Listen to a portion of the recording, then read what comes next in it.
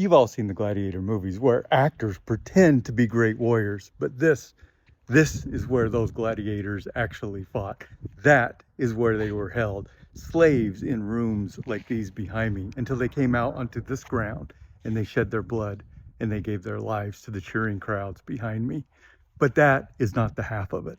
This is also where an army slaughtered its women, its children, and its slaves before launching a suicide attack against the invading Persians. And then they did it again when Brutus showed up, the man who had killed Julius Caesar.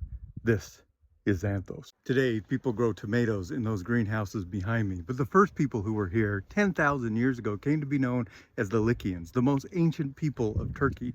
And I'm hiking the Lycian Way between their ancient villages along the Mediterranean coast.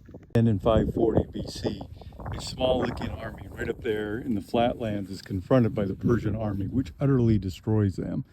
The rest of the army, knowing that there is no way that they can survive, they go back to their city and they destroy their sacred Acropolis, and they kill their wives and their children and their slaves.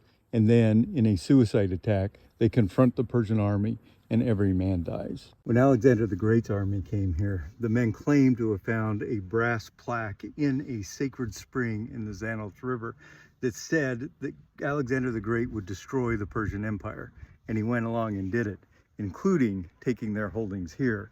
Now the accounts are varied. Some people claim that the people here just gave up, while others claim that once again they fought to the death. And then in 42 BC, Julius Caesar's most famous assassin, who put a knife in the back of Julius Caesar as Julius Caesar turned to him and said, "You too, Brutus, came here to gain tribute to fund his part in the Rome civil wars." Now, Brutus had thought that, like everybody else he had confronted, with the overwhelming power of his army, the people of this valley would simply give up and pay him tribute.